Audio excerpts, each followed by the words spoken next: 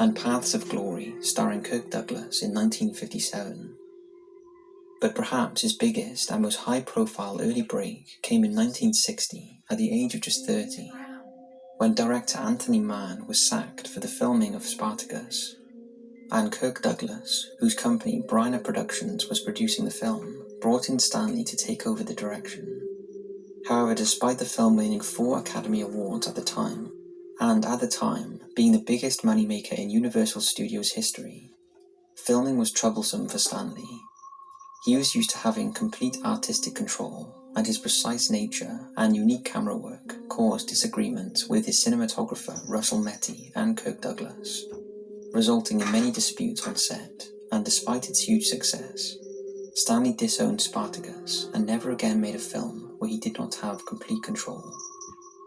After Spartacus, many people believe things changed for Stanley. During the filming of the movie, he was based in Los Angeles, where he was exposed to things that deeply disturbed him, things that will be the premise of this documentary. He became aware of the seedier side of the film industry, and it has been suggested this included pedophile rings, CIA mind control, and a breakaway Illuminati society that he was possibly a member of. And in the films that followed Spartacus, he littered them with hidden messages and references to try and cryptically expose what he knew. In this documentary, we want to look at some of these messages and the meanings behind them. However, because there are so many, we are just going to concentrate on 5 of his films and look at some of the theories behind the cryptic and not so cryptic clues he left behind, discussing The Shining, the Apollo 11 moon landing conspiracy, and of course Eyed Wide Shut and Stanley's death. But as always, we will leave it up to you to decide if there is any truth in any of these claims. The messages seem to subtly start 2 years after Spartacus in Stanley's next film, Lolita. Lolita was a controversial film based on the equally controversial novel written by Vladimir Nabokov, and in brief, it follows the story of Humbert Humbert, a middle-aged college lecturer who has a sexual obsession with a 12-year-old girl named Dolores, aka Lolita.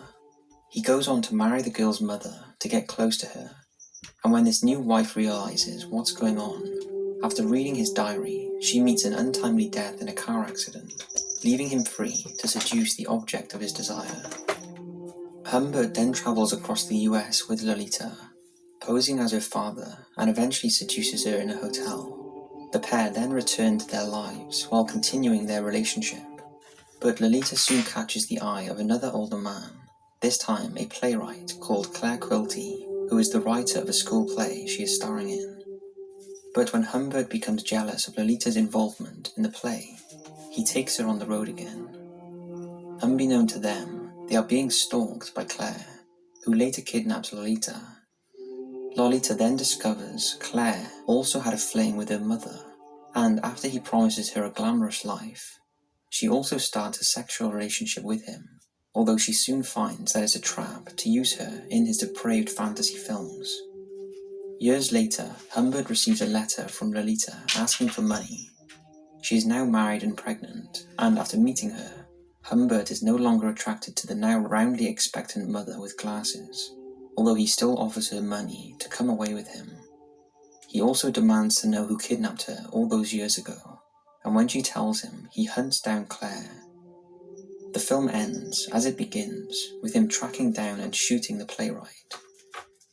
Throughout the film, Kubrick adds humour to a very serious subject. After all, in effect, the film and the book are about paedophiles.